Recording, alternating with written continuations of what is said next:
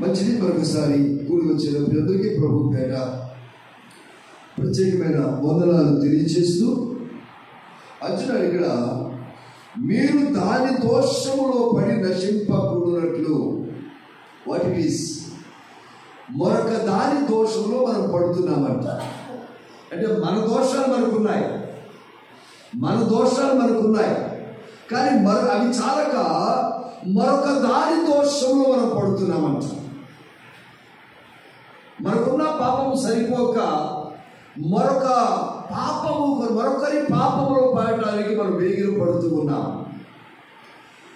దానిలో పడకున్నట్లు దేవుడు అంటే బబులోను గురించి ప్రస్తావించబడుతూ ఉంది. ఇక్కడ బబులోను గురించి ప్రస్తావించబడుతుంది. బబులోనులో పాపం ఉన్నది. అది చాలా పెద్ద బిజినెస్ సెంటర్. అది వ్యాపార కూడలి.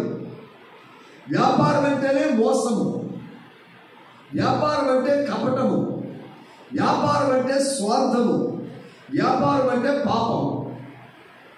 కనుక బబులోనులో పాపం ఉన్నది, బబులోనులో స్వార్థం ఉన్నది, బబులోనులో వ్యభిచారం ఉన్నది, బబులోనులో అతిక్రమణ ఉన్నది, బబులోనులో అవిధేయత, దేవుని పట్ల అవిధేయత ఉన్నది, బబులోనులో విగ్రహారాధన ఉన్నది. బబులోను యొక్క సామ్రాజ్యాది నేత అయినటువంటి నెబుకద్నెజరు, బెల్తషాజరు నేనే దేవుణ్ణి అనేటువంటి దృక్పథము కలిగినటువంటి వారు.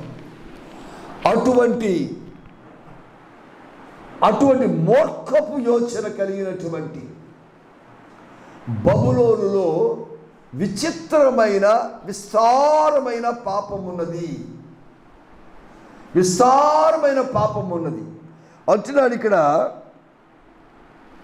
మీరు దాని దోషములో పడి నశింపకుండునట్లు బబులోను నుండి ఏం చేయాలంట?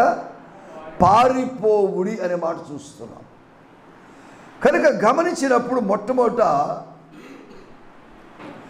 we have to judge whether there is sin or not. మనం ఏదైనా చూచినప్పుడు, ఏదైనా వినినప్పుడు, ఏదైనా గమనించినప్పుడు ఒకవేళ పాపం ఉన్నదేమో అని గమనించవలసినటువంటి వారముగా ఉన్నాం. దాన్ని తెలుగులో మనం ఏమంటామంటే వివేకము అంటాము. వివేకము, ఏది మంచో ఏది చెడో తెలియాలి మనకి. What is good, what is bad అది తెలియకపోతే నశించిపోతామంట. కనుక మంచి చెడులు గమనించవలసిన బాధ్యత ప్రభు మనకిచ్చారు. దేవునికి స్తోత్రం, హల్లెలూయా. అది బాధ్యత మాత్రమే కాదు, జ్ఞానం కూడా దేవుడి మనకిచ్చారు. అందుకనే ఏదేను వనములో తోట మధ్యలో 2 రకాల చెట్లు పెట్టారంట దేవుడు. ఒకటి ఏంటది? మంచి చెడ్డల తెలివినిచ్చు అన్నాడు అక్కడ. మంచి చెడ్డల తెలివినిచ్చు. ఆ మంచి చెడ్డల తెలివిని ఎలాగైతే దాన్ని వివేచన అంటూ ఉంటాం మనం. ద జడ్జింగ్ పవర్ అంటే నీకు ఆ జ్ఞానం ఉండాలి, జ్ఞానం లేకపోతే బుద్ధి లేని వారుగా మిగిలిపోతాం. బుద్ధి లేని కన్యకలు చూచాము, బుద్ధి లేని కుమారుడు ఉన్నాడు. బుద్ధి లేని తనము పాపములకు దారితీసి నశింపచేస్తుంది. కనుక అంటున్నాడు, మీరు దాని యొక్క పాపములో పడకుండునట్లు,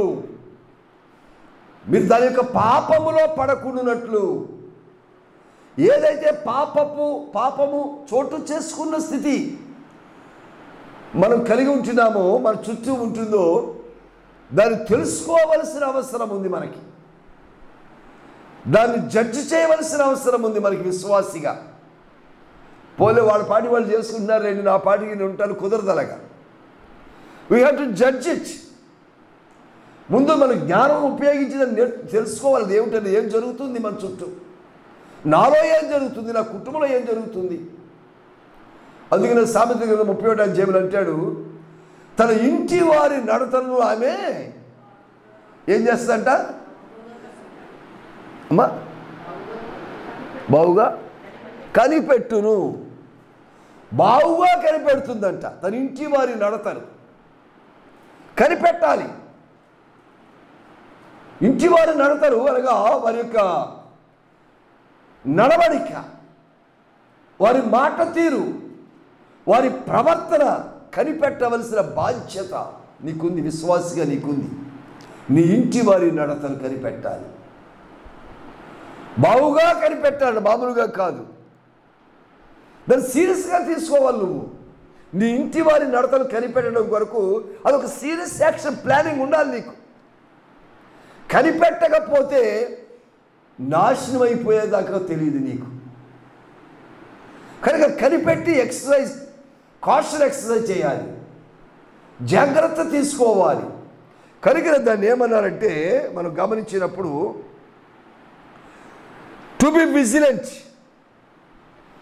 ఏ దోషము ఎక్కడ చోటు చేసుకుంటుందో దాని కొరకైనటువంటి విజిలెంట్ మైండ్, జాగ్రత్త కలిగిన మనస్సు, అట్టి జ్ఞానమును కలిగినటువంటి వారుగా మనం ఉండాలి. రెండవది ఏమంటాడంటే పారిపోవుడి అంటున్నాడు. పారిపోవుడి అంటే you must separate from the sin. ఆ యొక్క పాపము నుంచి, అయోగ్యత నుంచి, అవిశ్వాసము నుంచి నువ్వు ప్రత్యేకపరచబడాలా. పాపపు స్థితి నుంచి సపరేట్ అయిపోవాలి నువ్వు. పాపముతో నీకు పాలు లేదు. పాపముతో నీకు పాపము జోలికి నువ్వు వెళ్ళకూడదు. పాపముతో ఏకీభవించకూడదు. పాపమును ఎంత మాత్రము కూడా అలౌ చేయకూడదు. కనుక సపరేషన్ ఫ్రమ్ ద సిన్ అన్నాడు. దాన్ని పారిపోవుడి.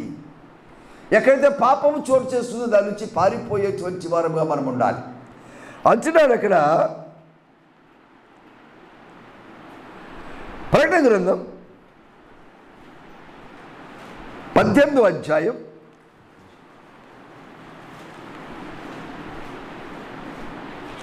4వ వచనం చూద్దాం.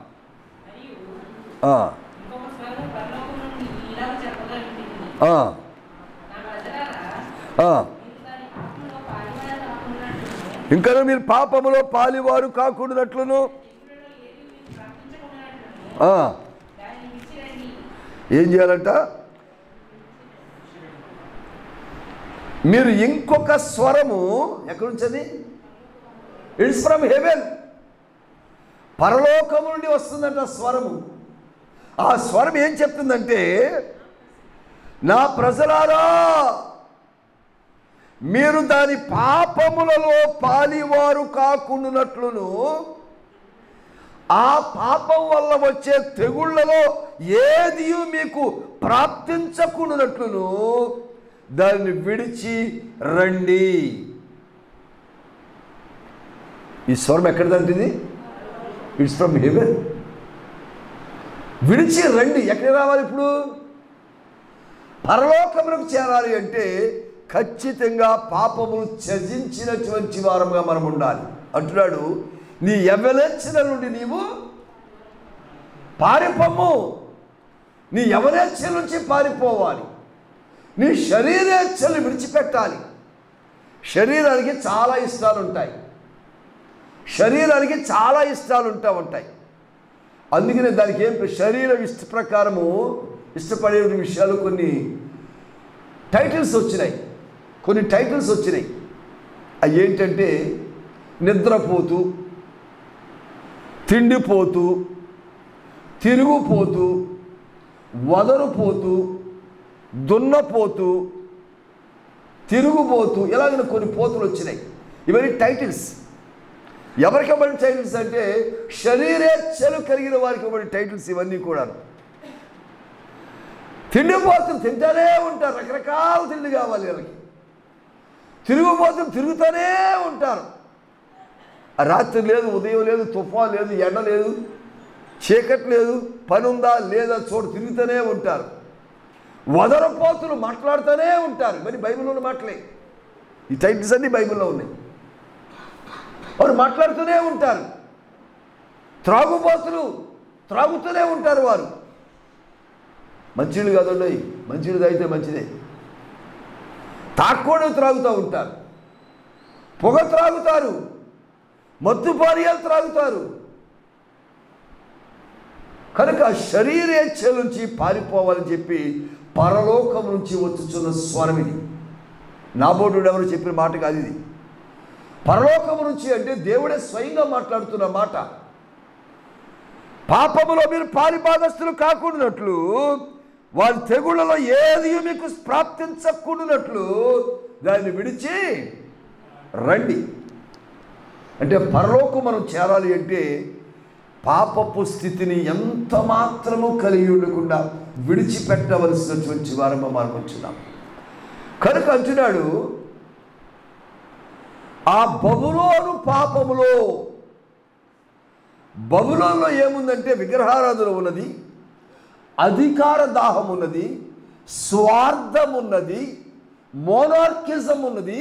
నా మాటే చెల్లుబాటు కావాలి, నీ మాట వినను నేను. మోనార్కిజం ఉన్నది అక్కడ. ఇంకా రకరకాల పాపాలన్నీ కూడా చోటు చేసుకుని ఉన్నాయి. కనుక ప్రభు అంటున్నాడు, అందులో పాలి భాగస్తులు కాకున్నట్లు దాన్ని విడిచి పారిపోవుడి అంటున్నాడు. ఒక క్యారెక్టర్ మన బైబిల్లో జ్ఞాపకం చేసుకుంటే 2 మాటలు జ్ఞాపకం చేసుకుందాం. ఆది కాండము 2 మాటలు జ్ఞాపకం చేసుకుని ముందుకు సాగుదాం. ఆది కాండం 39వ అధ్యాయము 12వ వచనం చూద్దాం.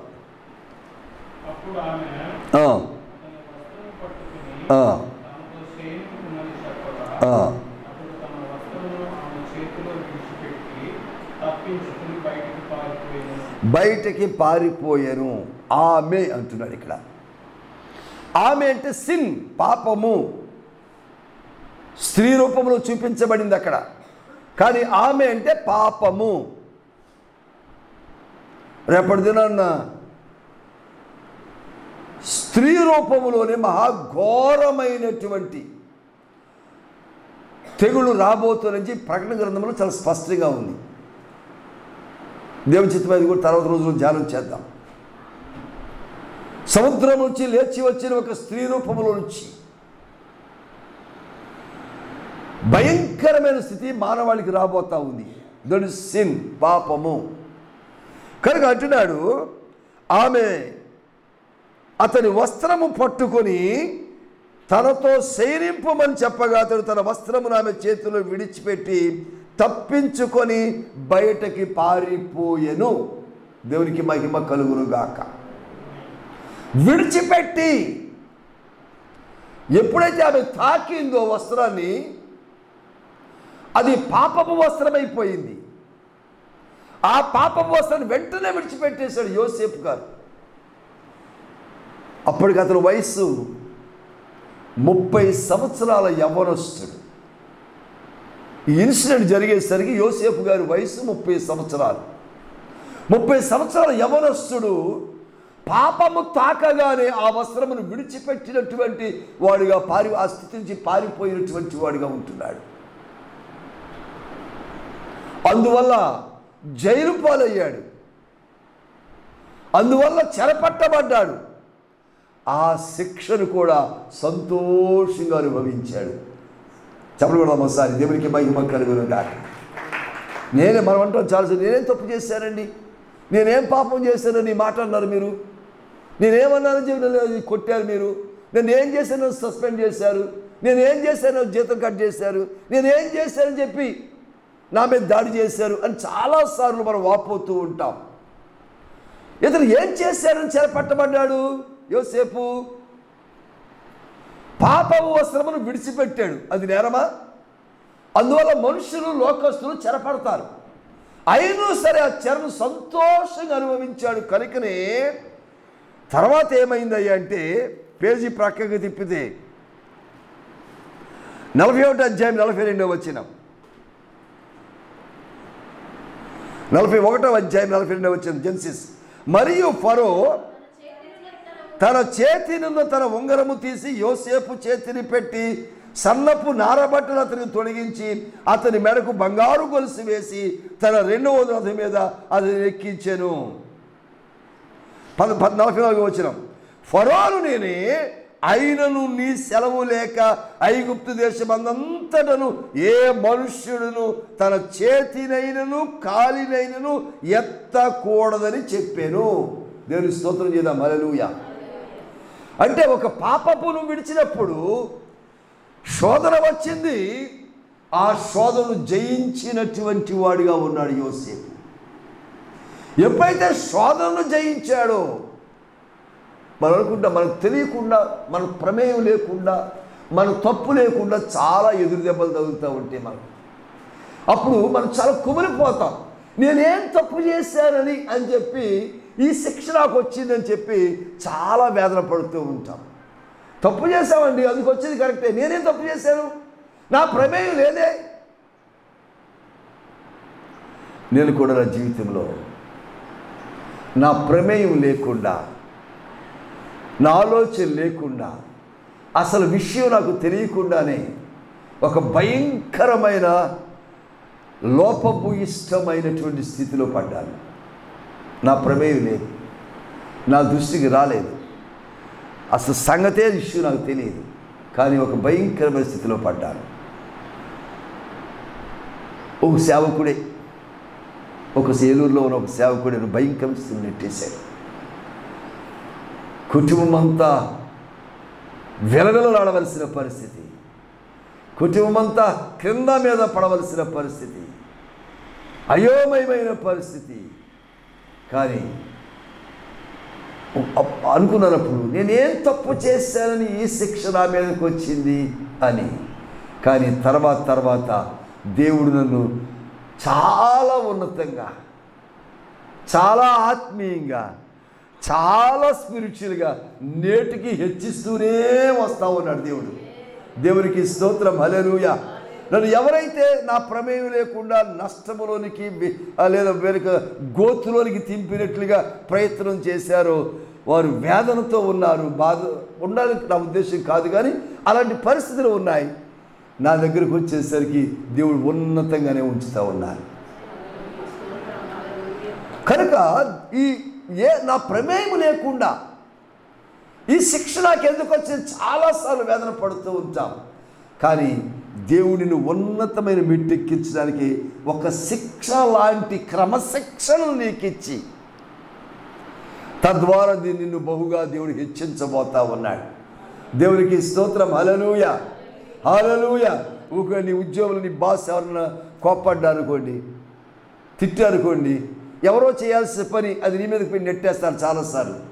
మరొకరు చేయాల్సిన డ్యూటీని నీ మీదకి నెట్టేసి మేము బాగానే చేసామని పలానా ఓడు చేయలేదని చెప్పేసి ముఖ్యంగా క్రైస్తవ బిడ్డల మీదకి నెట్టేస్తూ ఉంటారు. క్రైస్తవ బిడ్డ మీద నెడతారు, మిగిలిన వాళ్ళు సర్దుకుంటారు చక్కగాను. క్రైస్తవ బిడ్డ మీదకి పలానా వాళ్ళే చేయలేదండి మేము చేసామని చెప్తారు. ఆ బాస్ లేదా ఉన్నతాధికారులు ఎవరైతే ఉన్నారో వారు నిన్ను ఇబ్బంది పెట్టచ్చు, నలుగురు ఎదురుగుండా నిన్ను తొల్లాడవచ్చు, నిన్ను అవమానించవచ్చు. కానీ మెట్టుకు దాని వెనుకాల నీకు ఒక అద్భుతమైన ఆశీర్వాదము, ఫలింపు, హెచ్చింపు దేవుడు దాచి ఉంచుతాడు. ఆమేన్. ఇప్పుడు ఫరో దగ్గరికి బానిసగా వచ్చినటువంటి యోసేపు అనవసరంగా చెరపట్టబడ్డాడు. కానీ ఇప్పుడు ఏం చేశాడంట, చేతినున్న ఉంగరము అంటే రాజ్యముద్రది, చేతినున్న రాజు చేతి, ఫరో చేతిలో ఉంగరం అంటే రాజ్యముద్రది, రాజ్యాధికారము. ఆ ముద్ర వేస్తేనే ఏదైనా చెల్లుబాటు అవుతుంది. ఆ ఉంగరం యొక్క ముద్ర వెయ్యాల. ఆ రాజముద్రికమైన ఉంగరాన్ని ఇచ్చేసాయంట.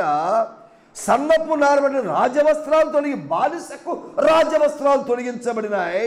ఆ తర్వాత మెడకు బంగారు గొలుసు అంటే రాచరికానికి గుర్తు. తర్వాత రెండవ రథం మీద అంటే రాజుగారి యొక్క అది ఉన్నతమైన స్థితికి సాదృశ్యమని. దేవుని స్తోత్రం. హల్లెలూయా. ఎప్పుడైతే పాపపు వస్త్రమును విడిచిపెట్టాడో ఇప్పుడు దేవుడు అరేంజ్ చేశాడండి, సన్నపు నార బట్టలు యోసేపు కొరకు సిద్ధంగా ఉంచాడు. Praise God. హల్లెలూయా. కానీ పాపాన్ని విడిచిపెట్టాలి, అప్పుడు కదా నీకు ఆ బట్టలు వచ్చేది, అప్పుడు కదా నీకు ఆ స్టేటస్ వచ్చేది, అప్పుడు కదా ఉన్నతమైన స్థితి వచ్చేది. అందుకని అంటాడు, పాపమును విడిచి దానిలో పాలి భాగస్తులు పాలి కాకుండానట్లుగా పాపము విడిచి నా యొద్దకు రండిని పరలోకము నుంచి ఒక స్వరం వినవస్తూ ఉందంట. కనుక ఈరోజు జ్ఞాపకం చేసుకుందాం, ఈ పరలోకము నుంచి వినవచ్చుచున్నటువంటి స్వరము యోసేపు జీవితంలో ఇంకా అనేక మంది ఉన్నారు. ఇక్కడ అంటున్నాడు యోసేపు గురించి చక్కటి మాట మీకు జ్ఞాపకం చేస్తాను. యోసేపుని గురించి 41వ అధ్యాయంలోనే 38వ వచనం.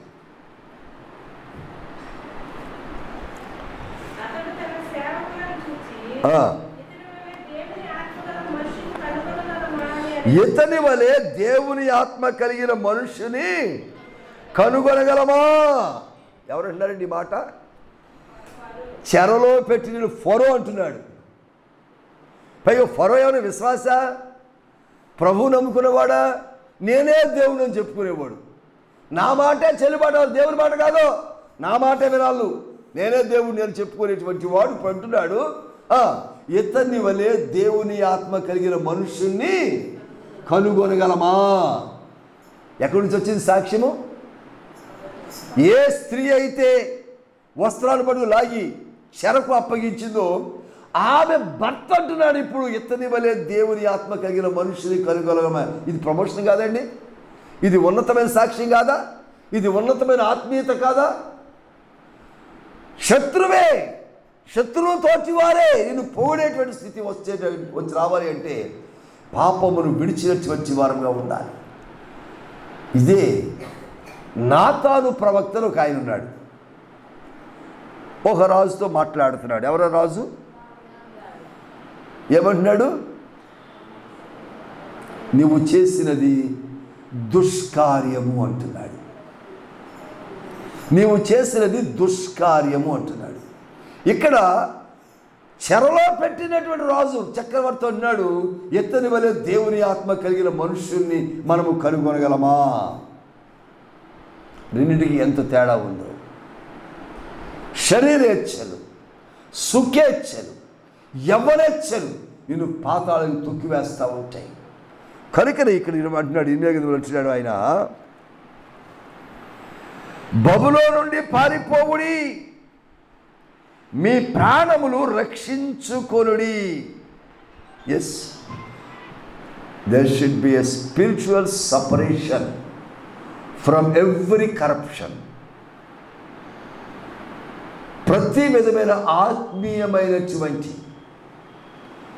వేరుపరచబడిన స్థితి, పాపము నుంచి వేరుపరచబడిన స్థితి నీ ఆత్మలో నువ్వు కలిగి ఉంటే ఖచ్చితంగా దేవుడు పరలోకం అనేటువంటి ఉన్నతమైన ఆత్మీయ స్థితిని నీకు కలిగిస్తూ ఉన్నారు ఆయన. దేవునికి స్తోత్రం, హల్లెలూయా. అందుకే ఇది పరలోకము నుంచి వచ్చిన స్వరం. ఇది పరలోకము నుంచి వచ్చిన పాపమును విడిచిపెట్టుడి. సంవత్సరాలు గతించిపోతూ ఉన్నాయి, క్యాలెండర్లు మారిపోతూ ఉన్నాయి, క్యాలెండర్లో కాగితాలు ఒకదానికి ఒక టప్ప టప్ప టప్ప టప్ప ఎగిరిపోతూ ఉన్నాయి. 2024 సంవత్సరం ప్రారంభమైంది, అప్పుడే 300 రోజులు అయిపోయింది. ఎంత సింపుల్గా గడిచిపోయిందండి. మీరు అందరూ ఎంత టెన్షన్ పడుతున్నారో, ఈ పరీక్షలు ఎలాగా, ఈ ఉద్యోగం ఎలాగా, అప్పు ఎలాగా, ఇది ఎలాగా, అది ఎలాగా అనుకుంటానే ఉన్నాము. అయిపోయింది సంవత్సరం. మళ్ళీ కొత్త క్యాలెండర్ వస్తుంది, కొత్త డైరీలు వస్తాయి, కొత్త రోజులు వస్తాయి, కొత్త సంవత్సరం వస్తుంది. పాపము నుంచి పారిపోకపోతే, నీలో ఏ అవిధేయత ఉన్నదో అవిధేయతను విడిచిపెట్టకపోతే, ఎన్ని సంవత్సరాలు మారితే ఏమిటి ప్రయోజనము? ఎన్ని క్యాలెండర్లు మార్చుకుంటే ఏమిటి ప్రయోజనము?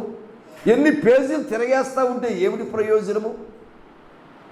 కనుక పరలోకము నుంచి ఈ సంవత్సరం నీకు ఇప్పుడు, ఈ సంవత్సరం ముగింపులు నీకు ఇస్తున్న స్వరం ఏంటంటే, ప్రతి విధమైన పాపమును విడిచి దానిలో పాలిభాగస్తులు కాకుండా ఉన్నట్లు దాన్ని విడిచి పారిపోయి రండి ఇక్కడికి. ఎక్కడికది? పరలోకమునకు రండి. ఎస్, ఈ స్వరము నీ పట్ల నిజము చేయబడ్డగాక. చలు ప్రార్థన చేసుకుందాం. పరిశుద్ధుల మీకు వందనాలు, కృపామయడా మీకు స్తోత్రాలు. ఈరోజు నేను సంఘములకు మీరు ఇచ్చిన హెచ్చరిక అయ్యా, అది మీకు భయంకరంగా ఉన్నట్లు మేము పాటించి ప్రతి విధమైన అవిధేయత ఇంకా ఏది మాలో ఉన్నదో అయ్యా, అవిధేయతలు చాలా రకరకాలుగా మాలో ఉన్నాయి. మీరంటే చాలా నిర్లక్ష్యాన్ని కలిగి ఉంటున్నామయ్యా. అపవాదికి ఇచ్చేటువంటి టైం మీకు ఇవ్వలేకపోతూ ఉన్నాం. అపవాదికి ఇచ్చే ప్రిఫరెన్స్ మీకు ఇవ్వలేకపోతున్నాం. అపవాదికి ఇస్తున్నటువంటి ఆ ప్రయారిటీ మీకు ఇవ్వలేకపోతున్నాం. అపవాది పట్ల మాకు కలిగిన ఆసక్తి మీ మీద మేము చూపించలేకపోతున్నాం. అపవాదికి ఇచ్చేటువంటి నాయన చోటు మీకు అసలు ఇవ్వలేకపోతున్నాం నాయన. అయ్యా, నశించిపోయే స్థితిలో ఉన్నామయ్యా, నశించిపోయే స్థితిలో ఉన్నాం బాబు. ఈరోజు మీరు హెచ్చరించారయ్యా, ఈ మాటలు విన్నటువంటి వారు ఏ ఒక్కరూ నశించిపోకుండా మీ రాజ్యంలో చేరినట్లుగా మీరే స్వయముగా పరలోకము నుంచి ఆ పాపమును మీరు పారిభాగస్తులు కాకుండానట్లు పాపమును విడిచి ఇక్కడికి రండి. ఆ మాటకు ఈరోజు పూర్తిగా లోబడి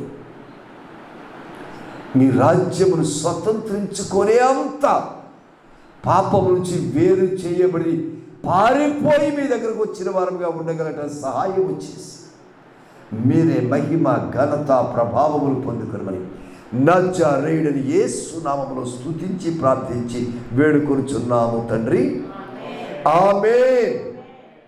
పరమ తండ్రి అయిన దేవుని యొక్క ప్రేమయు కుమారుడైన యేసుక్రీస్తు ప్రభువు యొక్క కృపయు పరిశుద్ధాత్మిక అన్యోన్య సహవాసం ఇప్పుడు ఎల్లప్పుడు సదాకాలము చేరి వచ్చిన వారికి, వర్తమానం వినిన వారికి వర్తమానం ప్రకారం పరలోక స్వరాన్ని విని ఆ ప్రకారమే ప్రతి విధమైన పాపము నుంచి వేరుపరచబడి పాపములకు ఆత్మీయులుగా దూరమైపోయి సపరేట్ చేయబడి మీ పరలోక రాజ్యం చేరటానికి పరుగున వచ్చుచున్నటువంటి ఆ ఉద్దేశం కలిగిన, ఆలోచన కలిగిన, ఆశ కలిగిన ప్రతి వారికి సమాధానము కలుగునుగాక. ఆమేన్, ఆమేన్, ఆమేన్. మంచిది. వచ్చిన చరణం పాడుకుంటూ ప్రభు కొరకైన కానుకలు సమర్పించుకుందాం. ఆ తదుపరి